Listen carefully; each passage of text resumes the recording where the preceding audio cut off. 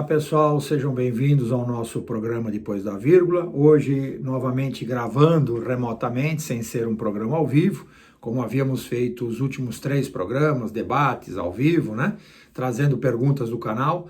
Hoje nós estamos voltando àquele modelo anterior, que é o modelinho que grava remotamente, baseado num tema ou fundamentado num tema. O nosso tema não podia ser diferente, é a divulgação consolidada do PIB, o PIB de abril, que nos levou a uma queda de 2 dígitos, né? Quase 2 dígitos, 10%, ou seja, olhando do ponto de vista do Instituto Brasileiro de Geografia e Estatística, do IBGE, nós voltamos 10 anos aí no Produto Interno Bruto, e o que mais chama atenção é os dados em relação às empresas. Mais de 500 mil empresas fecharam as portas, né? Dessas 500 mil empresas, maciçamente, mais de 80% do setor de serviços. E as que estão restando aí, as que estão lutando, as pequenas e médias empresas que estão lutando aí contra esse movimento cíclico causado por um processo da pandemia, ou seja, pela interrupção da demanda e da oferta, agora vão ter um teste de fogo com essa segunda etapa do auxílio do governo, ou seja, um auxílio menor, um auxílio mais enxuto e que vai expor as empresas, obviamente, a um custo maior. Então é muito provável que depois, ou próximo de dezembro, nós vamos ter um novo processo de encolhimento da economia. Até porque as empresas não vão suportar, porque a economia não decola, e existe um discurso conveniente, e temos que tomar cuidado muito com essas questões de reforma para cá, reforma para lá, porque nós estamos, não esqueçam, num período pré-eleitoral, né? Nós vamos ter eleições municipais, e o governo federal resolveu abandonar a cartilha do Paulo Guedes, embora a cartilha do Paulo Guedes, volto a repetir o que eu venho falando há algum tempo, é muito confusa, tem muita historinha que não fecha, né? Tem muito problema ali nas contas do ministro da Fazenda, porque, segundo dados que todos os economistas puderam acessar, se não houvesse a pandemia, nós também estaríamos com problemas econômicos, e fique bem claro isso, ou seja, a pandemia piorou o cenário? Sim, sem dúvida, mas não é a única responsável pela não decolagem da economia brasileira. Existem erros, obviamente, erros de política econômica, erros de política fazendária, e a tal reforma da Previdência Social não foi uma reforma como a gente já havia antecipado lá o ano passado, não foi uma reforma espetacular, ficou uma série de gaps, uma série de favorecimentos, algumas categorias, né? Alguns elementos, ou seja, alguma parte da sociedade teve produzida aí o que chamamos de benesse, né? Ou foi protegida por algum tipo de emenda, e o mesmo está acontecendo com a reforma administrativa. A reforma administrativa que poupa o executivo, poupa o legislativo, então é muito complicado isso, né? Então, esse processo é um processo conveniente. O que é a conveniência? A conveniência é a fratura do discurso, né? Quando você é conveniente, você fratura o discurso. Você passa a não poder cumprir aquilo que promete. Você não corta na carne. E o mercado já percebeu isso. Um fato muito claro em relação ao comportamento do mercado, no que acredita e não acredita nos chamados ajustes, seja ele da reforma proposta, seja ele dos movimentos do Estado, está nos juros. Os juros de curto prazo é negativo, só que os juros de longo prazo, acima de 3, 4 anos, os juros é ascendente, está crescendo, o que mostra claramente que um prazo não tem nada a ver com o outro, ou seja, quando a gente olha no longo prazo, a gente está vendo que o comportamento do mercado financeiro é de total desconfiança ou absolutamente não está levando a cabo as mudanças de curto prazo. E é muito simples isso, né? O Brasil vai precisar de poupança, o Brasil vai precisar gerar renda, vai precisar gerar crescimento para que essas empresas possam investir. Se eu tiro parte do financiamento que vinha do dinheiro de curto prazo, vinha minimamente do juros positivo, se eu tiro a renda fixa como uma forma de financiamento para as pequenas e médias empresas, eu certamente vou asfixiá-las e certamente vou colocar em risco o crescimento do Brasil.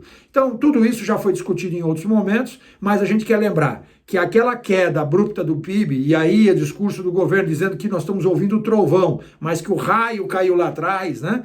Na verdade, isso não está convencendo muito o mercado. Por quê? Porque os sinais de crescimento ainda não existem fortemente, nós temos o que? Uma pequena recuperação de alguns setores, e isso está movendo uma grande desconfiança do mercado. Isso no que a gente tange a isso, né? No que tange essa questão da conveniência do discurso. E a gente tem que tomar muito cuidado, porque o momento político é um momento em que o governo, no caso o então presidente Jair Messias Bolsonaro, decidiu subir no palanque dos prefeitos. Então ele está realmente fazendo uma aproximação, está retirando partes polêmicas das reformas e tudo mais, justamente para não inviabilizar a plataforma eleitoral, não inviabilizar a reeleição dele, né? Isso está sendo muito importante para que a gente fique de olho. Então, mais uma vez, temos que ficar muito atento a essa questão da recuperação econômica, que por enquanto não dá o menor sinal. A gente já tinha comentado sobre isso, das dificuldades. O Brasil tem fundamentos muito complexos, né? Principalmente estruturais. Empresas de infraestrutura que deviam estar vindo para o Brasil para proteger seu capital não estão vendo isso hoje, obviamente, nos juros, que podiam proteger esse investimento de longo prazo, já que os juros de curto prazo é negativo e o de longo prazo tem uma alta muito mais por desconfiança do que por fundamento. Então, o que a gente está vendo hoje aqui no mercado é uma tremenda confusão entre, obviamente, o que estamos ouvindo, né? Sobre resultados primários e sobre aquilo que o governo pode entregar. Lembrando muito claramente que, independente de qualquer coisa, né, embora, logicamente, a pandemia tenha prejudicado, e nós temos que ser fiel a essa informação, prejudicou os números e os resultados do governo federal. Mas se isso não houvesse, né, se nós tivéssemos feito o que fizemos, derrubado drasticamente a taxa de juros como estamos fazendo, nós teríamos um superávit primário importante. Por quê? Porque reduziríamos fortemente o financiamento da dívida mobiliária, ou seja, aquele spread enorme teria sido reduzido. E aí, volto de novo ao tema lá do passado. O governo em nenhum momento, o Estado ou a política monetária, em nenhum momento olhou a viabilidade dos investimentos e de novas situações futuras sobre melhorar o ambiente econômico. Estavam reduzindo o quê? Reduzindo despesas do Estado. Ou seja, do ponto de vista da redução de despesa, perfeito. Só que isso aqui não funciona assim, né? Um remédio demasiado, ele pode virar veneno. E é exatamente o que está acontecendo. O mercado está muito inseguro quanto a isso. Ou seja, o que será depois dessa ajuda, desse auxílio, né, que o governo está fornecendo aí? O que será do resto das empresas pequenas e médias que estão aí lutando para se manterem operacionais, né? O que será dessas empresas? Porque força de mercado nós não estamos encontrando. Nós temos um cenário muito ruim internacionalmente, temos um cenário complexo, porque não foi só o Brasil que sofreu com a pandemia, foi todos os países. Então temos um cenário complexo, bastante complexo. A indústria do turismo fortemente afetada, a indústria do entretenimento fortemente afetada, né?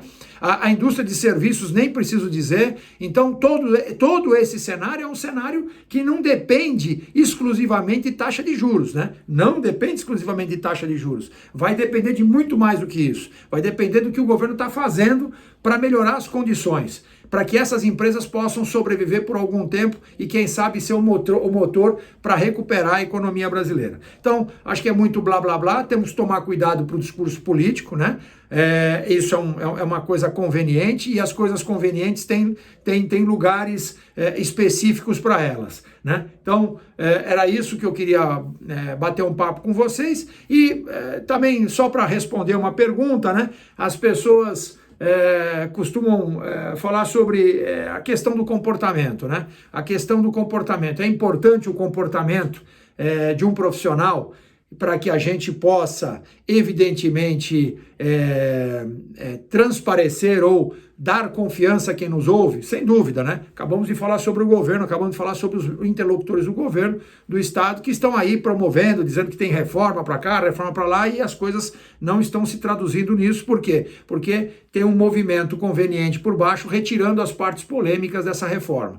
E aí a gente tem que entender o seguinte: um deputado, um senador, ou até um presidente, enfim, um prefeito, um governador, quando ele se elege, ele tem que saber que existe um conflito de interesses se ele não quiser, obviamente, fazer o que é bom para o poder público. E o que é bom para o poder público? O que é bom para o poder público é bom para o coletivo, né? Então, a gente pensa, o comportamento ético dos profissionais, sejam eles na área pública ou na área privada, depende do quê? Da minha interpretação entre soberania e coletivo. Eu não sou soberano, eu não posso impor aquilo que eu penso, evidentemente, para que as pessoas se adaptem a mim. Se eu não sou soberano, eu estou inserido o quê? Num campo chamado campo ético, onde eu tenho que conviver. O que é a ética? A ética é a convivência do coletivo. Muito bem. Então a gente ouve muito, né? Pessoas dizendo: eu sou médico, mas eu tiro o meu fim de semana para descansar. Não pode, né?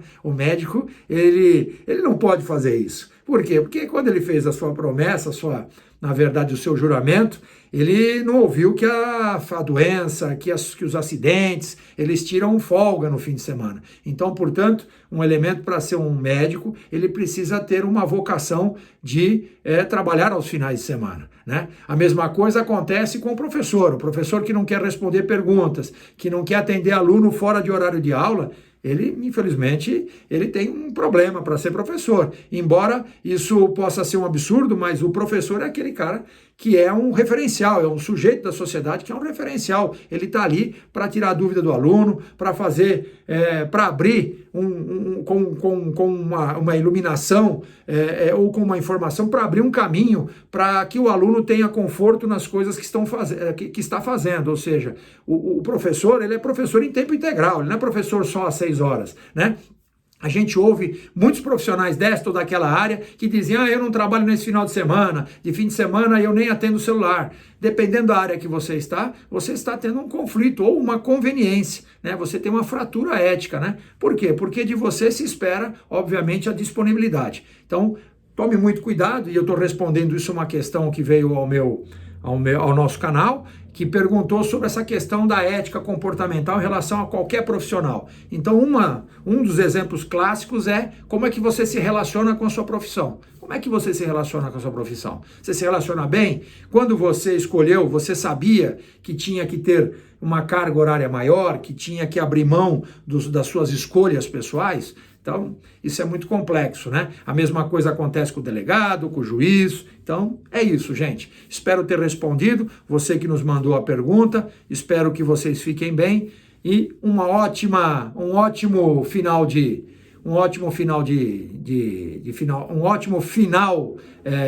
dia, de expediente, e que Deus nos abençoe e que continue nos iluminando. Ok, gente? Até lá, até a próxima. Tchau.